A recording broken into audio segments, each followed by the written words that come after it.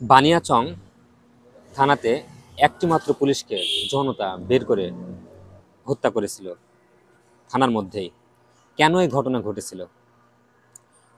5ই August বানিয়াচংয়ে সারাদিন প্রশাসন এবং লোকজনের মধ্যে সংঘর্ষ হয় এবং সেখানে 8জন মানুষের মৃত্যু সংঘটিত হয়। যেহেতু বানিয়াচং অনেক বড় একটি গ্রাম, তাই সেখানে সমস্ত মানুষ এক জায়গায় হয়ে থানাটি পুড়িয়ে দিয়েছিল এবং সেখানে যে পুলিশ ছিল 60 থেকে 65 জন, তাদেরকে সকলকে হত্যা করবে এমন একটি সংঘর্ষে জড়িয়ে পড়ে। ঠিক পুলিশগুলোকে বাঁচাতে সেনাবাহিনী, ডিসি, এসপি এবং পলিটিক্যাল ব্যক্তিবর্গ সেখানে আসেন তাদেরকে রেস্কিউ করার জন্য।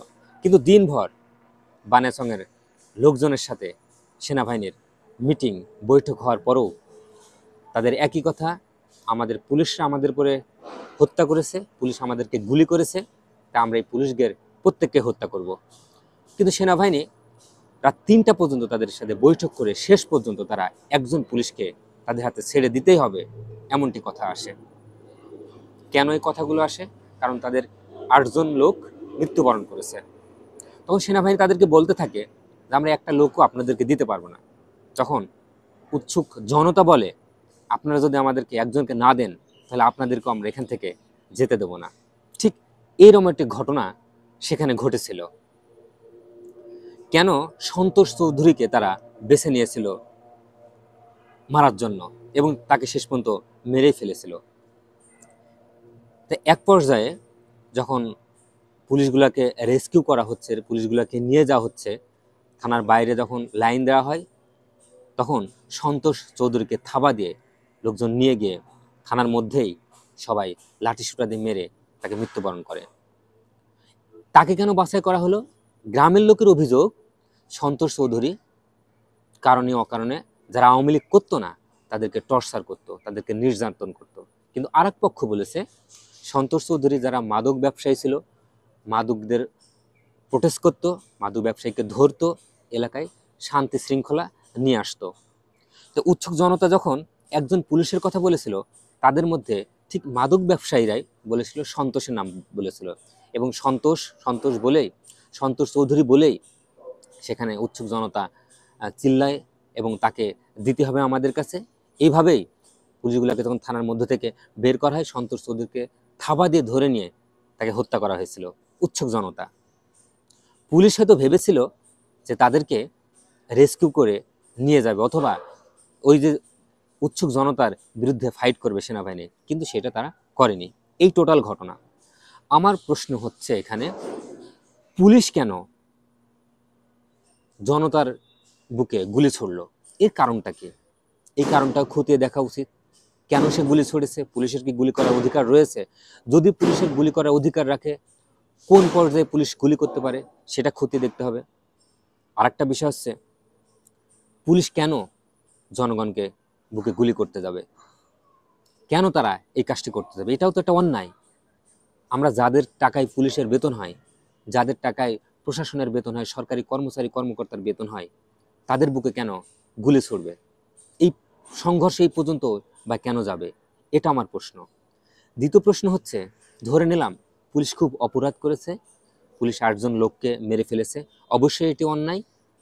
তাদের মবের মাধ্যমে না মৃত্যুবরণ করে, জনতার হাতে, জনতার আদালতে তার মৃত্যু না হয়ে তা তো বিচার পাওয়ার অধিকার রয়েছে। যেহেতু সে রাষ্ট্রের নাগরিক, এই রাষ্ট্রেরই মানুষ, অবশ্যই তার বিচার পেতে পারে। তার ফ্যামিলিও কিন্তু এই অভিযোগটি করেছে যে সব পুলিশ চলে আসলো, আমার সন্তোষ কেন আসলো না? কারণ সন্তোষের বিরুদ্ধে সেখানে অভিযোগ এবং অভিযোগ নয় দুইটি রয়েছে। তাই কেউ যদি অন্যায় হয়ে থাকে, আদালতের মাধ্যমে তার শাস্তি হওয়া উচিত। আদালতের মাধ্যমে তার সমস্ত ডকুমেন্টারি সামনে নিয়ে এসে তার শাস্তি হওয়া উচিত। কিন্তু মবের মাধ্যমে একজন পুলিশকে এভাবে হত্যা করা যেমন খুব ভালো নয়, ভালো বার্তা দেয় না, ঠিক তেমনই পুলিশ যেমন জনতাকে গুলি করেছে সেটাও আমাদের জন্য ভালো বার্তা দেয় না। একজন মানুষের পাওয়ারের জন্য, একজন মানুষের শক্তির জন্য, একজন মানুষের ক্ষমতা টিকিয়ে রাখার জন্য কেন বাংলাদেশের মানুষের এই পর্যন্ত যেতে হবে? কেন এই পর্যন্ত আন্দোলন করতে হবে? ক্ষমতাটা ছেড়ে দিন। জনগণ যেহেতু আপনাকে চাচ্ছে না, ক্ষমতা ছেড়ে দিতে হবে।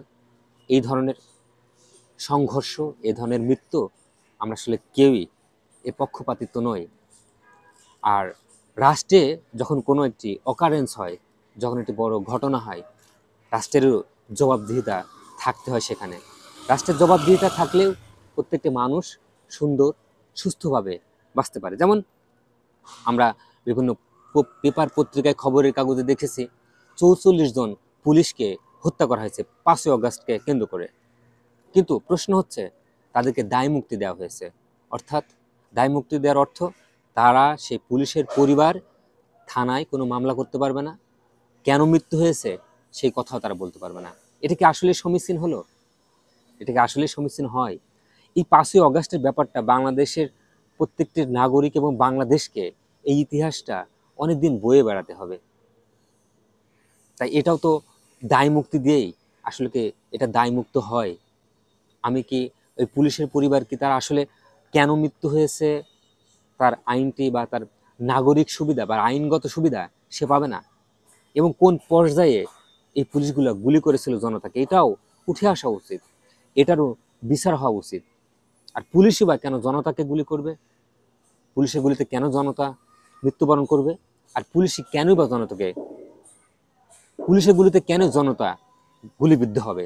এটা দুটোই তো আমাদের প্রয়োজন নেই। যার নির্দেশে এইগুলো করা হয়েছিল সেটাও তো ঠিক হয়নি। একজন মানুষের ক্ষমতাকে পুঞ্জীভূত করতে আর একটা সমস্যাকে সামনে নিয়ে এসে আর একটা সমস্যায় জড়ানো, এটা ঠিক নয়। একটি গভর্নমেন্টের যে অধিকার রয়েছে ততটুকু তার করা উচিত, একজন পুলিশের যে অধিকার রয়েছে ততটুকু তার করা উচিত, একটি সাধারণ জনগণের যে অধিকার রয়েছে ততটুকু তার পাওয়া উচিত। তা আমরা ৫ই অগাস্টে যে ঘটনাগুলো ঘটেছে, পুলিশের হত্যা হয়েছে, সেগুলোর আমরা আসলে বিচার চাই। এবং যারা হত্যাকাণ্ড, যে সমস্ত পরিবার গুলিবিদ্ধ হয়েছে তাদেরও আমরা বিচার চাই। প্রত্যেকটা বিষয়ের সুস্থ একটা তদন্ত হোক। একটিমাত্র সন্তোষ চৌধুরীকে জনতা ছিনিয়ে নিয়ে এসে মৃত্যু, এটা আমরা কখনোই কাম্য করতে পারি না। এবং পুলিশের বিপরীতে ৮০০ মানুষের বানিয়াচংয়ে মৃত্যু হয়েছে, এটাও আমরা কল্পনা করতে পারি না।